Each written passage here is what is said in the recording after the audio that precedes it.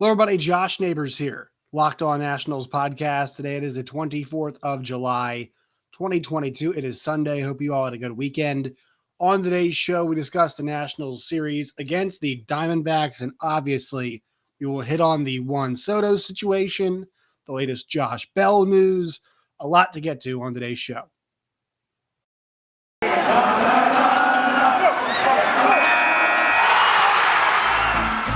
Locked On Nationals, your daily Washington Nationals podcast, part of the Locked On Podcast Network, your team every day.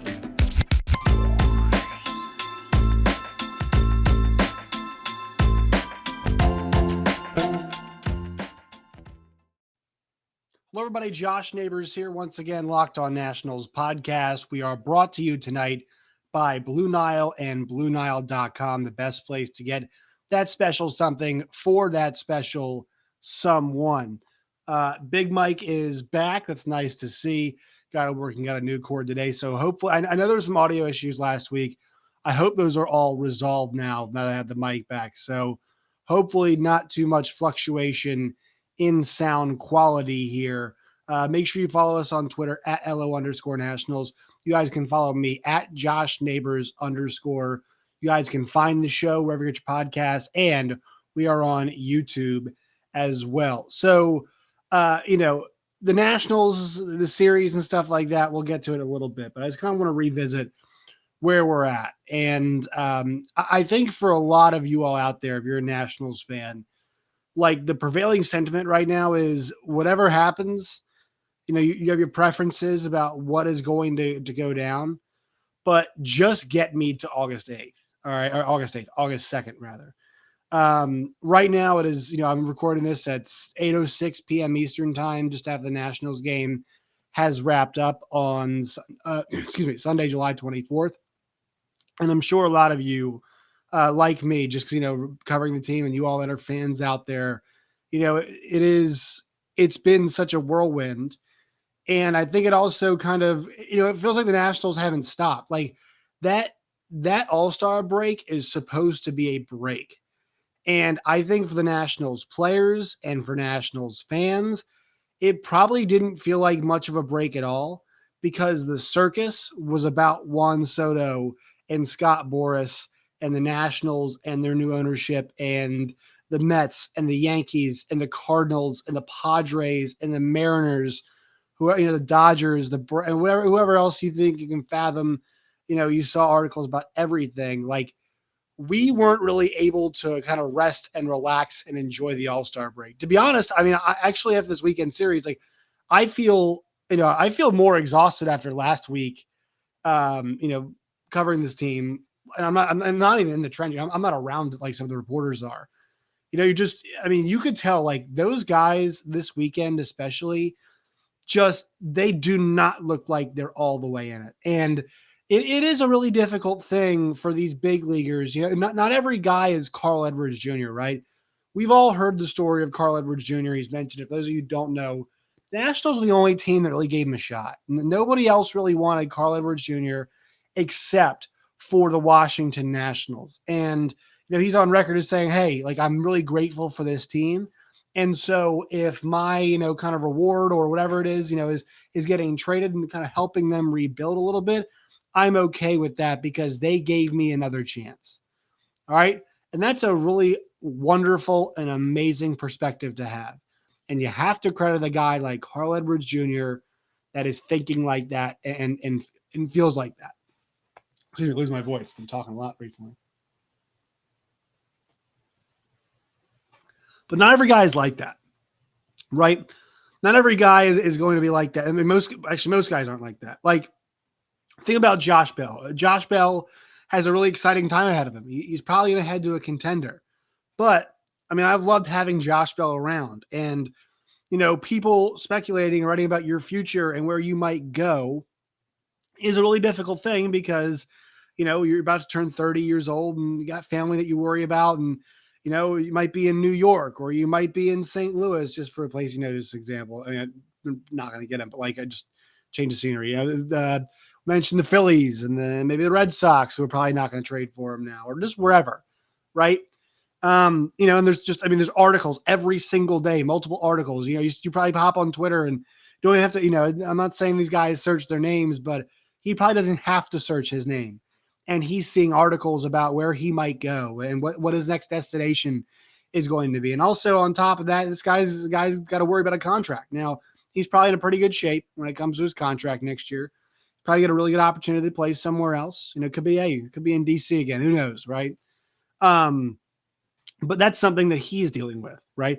There are guys like Kyle Finnegan, who we saw pitch today and pitched very well this afternoon to help the Nationals get the job done in the early evening, I should say, as a guy who, last year was a closer and didn't really love the role of closer and, and is now back in the closer position because of the injury to Tanner Rainey. And also because the guy who's pitched pretty well this year, there's now some anxiety about where he will go. I'm pretty sure he's probably get traded. And people always need bullpen pieces, and that's a guy who can probably net the Nationals something in terms of a prospect or a player, whatever it is. You got guys like Steve Cishek who are in that same boat. You got guys. How many guys in this roster are truly safe? How many guys right now? That's the thing, and these guys are feeling that. We are on the 24th of July. And we'll be, the trade deadline's next Tuesday, right? So about 9 days away here, a little bit less than 9 days, under single digit days now. So these guys are having to back their bags and talk to their agents and see what their agents are hearing. But think about the roster. Like, think about who is truly safe for the Nationals. Just kind of going through this right now. Josiah Gray is safe. The Nationals aren't going to move him.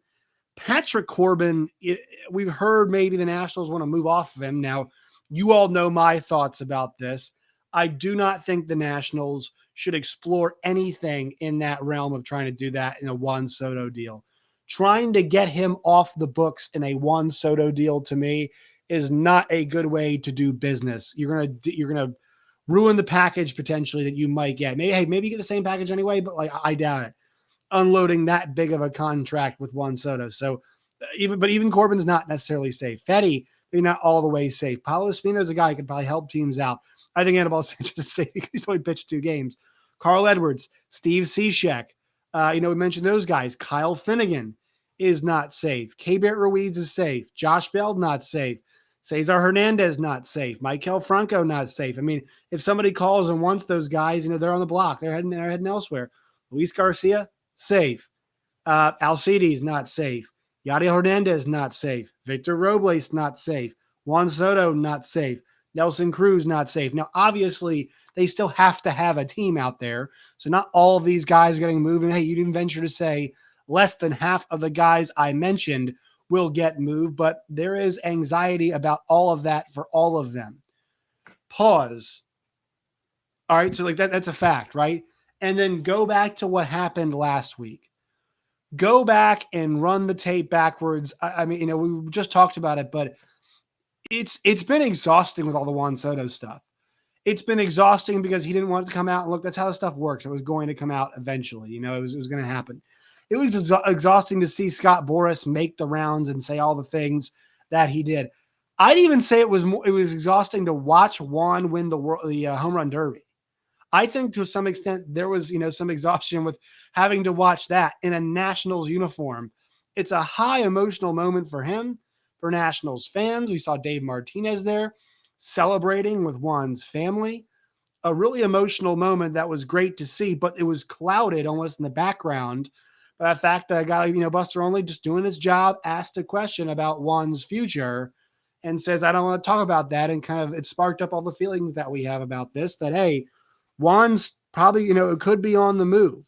And so that's the thing, is he is the big shoe to drop. He is the big shoe to drop here that we're all waiting to see.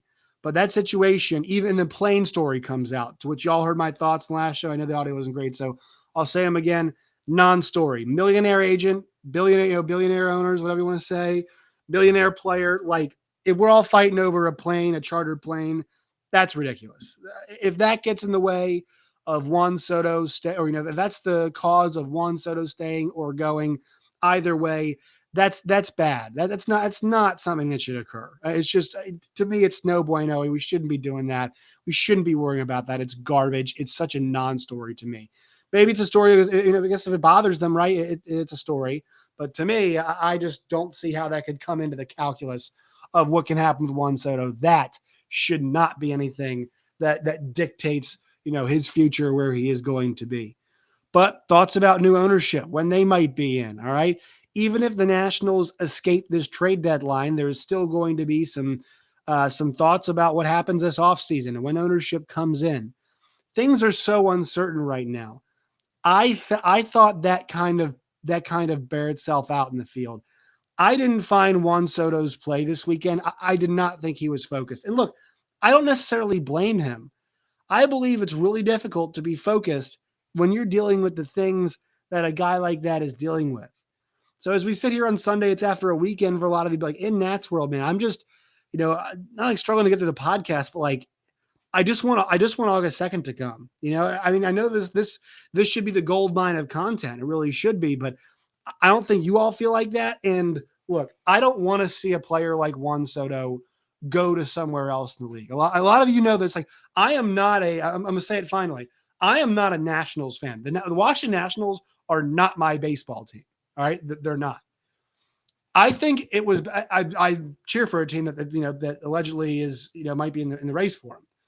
I do not think baseball is better off if Juan Soto is elsewhere. I don't think it is. I think it's, y'all have heard my thoughts about this before.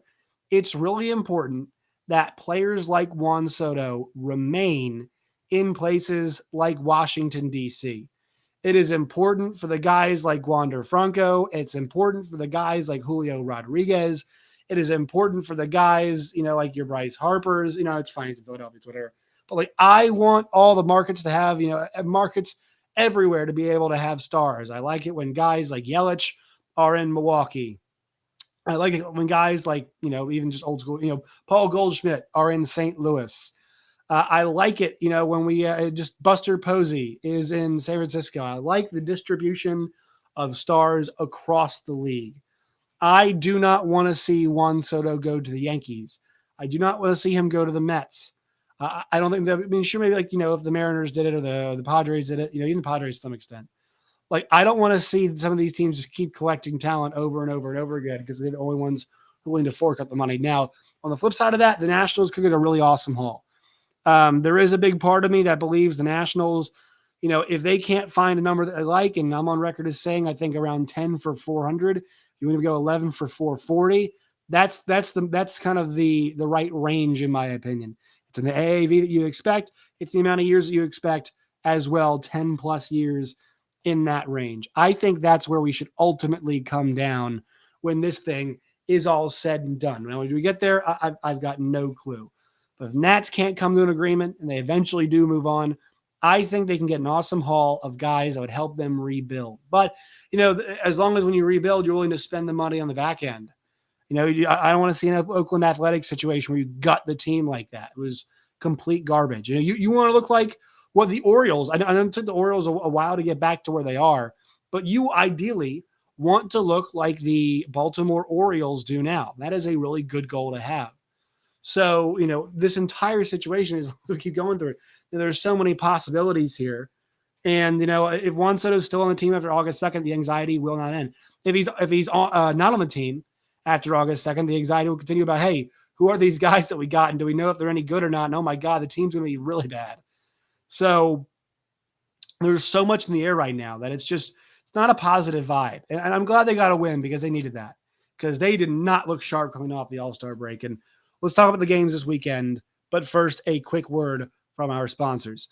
Today's show, the Locked On Nationals podcast, is brought to you by our friends at Blue Nile and BlueNile.com.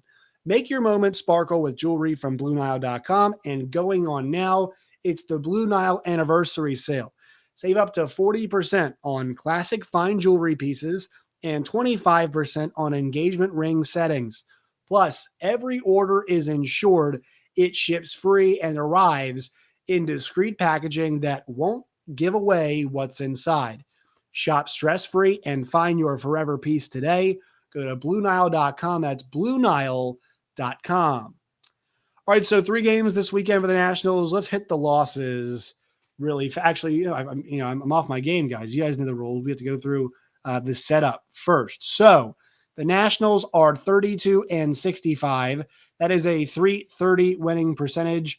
It is the worst in all of baseball. They are the worst team in baseball. They are 27 games back of the Mets. They are 26 back of the Braves. They are 18 back of the Phillies. They are 14 back of the Marlins. So the gap between the Mets and the Marlins those 4 teams at the top is larger than the gap between the Marlins and the next team, the Nationals. They're 15-36 at home. They're 17-29 on the road. They have a minus 162 run differential, which is the worst in baseball. They've won 1. They're 2-8 in their last 10 games. All right, so the first game of the weekend, we'll go in chronological order so we can end on a high note. We talk about their win today, 4-3. The first 2 games this series were an absolute nightmare. 10-1 in the first game, and Zach Gallen was awesome. 7 2/3, 2 hits, 7 Ks, no runs, 97 pitches. Fantastic. And old Patrick Corbin, he was back for this one, did not look very good in this game. 8 hits, 5 earned runs, did 7 Ks and 99 pitches in 5 innings. Weems, Harvey, and Arano all gave up runs. This game was really over before it got going. The the Diamondbacks were 5 for 9 with runners in scoring position. The Nationals were 0 for 1. So that just tells you everything you need to know about that game. Game 2 had a bit more fireworks, right? This was the 7-2 loss where we had Victor Robles admiring his home run off Madison Bumgarner, which, Madison Bumgarner made the clown comment. He was mad about Victor Robles admiring the home run. Now, I don't think it was, I know he's old school, but I didn't find that comment to be very, thoughtful from old Mad Bum. I will say this, though, and I'm not an old school guy who's like, I love pimping home runs. I love it. It's great. When you're the Nationals and you're Victor Robles and you're 30-some games under 500 and you're admiring home runs down 5 in the 8th, the comment was not good, and the response was funny with the clown nose. Okay, I get it, and we're having some fun. It's nice to have some fun. I guess we need to laugh. I could be wrong here, but I didn't find that appealing. I didn't think that was the move, as the kids say. I'm not saying go about your business and do it all the time, but at least be winning the game. At least be in striking distance of making it a game. That home run made it 7-2 in the top of the 8th inning.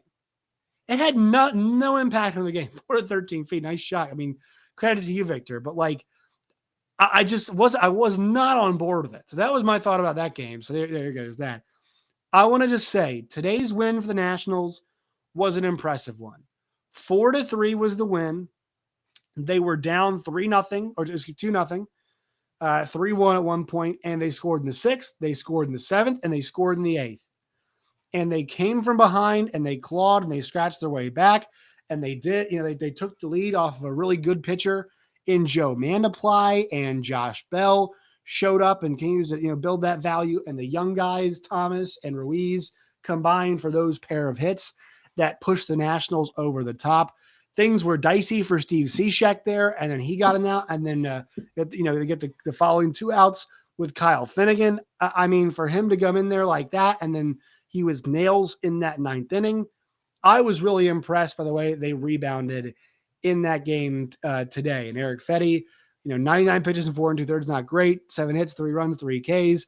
But the bullpen, Weems, Carl Edwards Jr., Steve Cishek, and Kyle Finnegan, all coming up large and getting the job done. And, they got got a run off Ian Kennedy. They got a run off Joe Mandaply. I mean, they were really strong today, and they also got to Martin. His day was relatively short. So this was a way the Nationals could kind of get off the schneid just a little bit.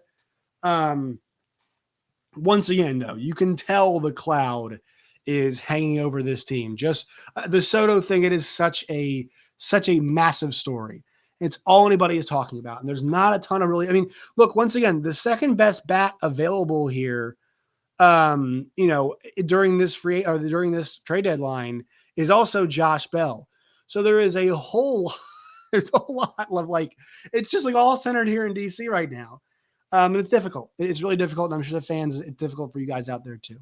All right, we'll be back tomorrow. We'll preview the Dodgers series and talk some more about the latest rumors for all of these guys. Talk about, what's here. We're hearing Josh Bell and Juan Soto and more. Make sure you follow us on Twitter at LO_Nationals. You guys can follow me at Josh Neighbors_. You guys can find the show wherever you get your podcasts. And until next time, my friends, as always, stay safe.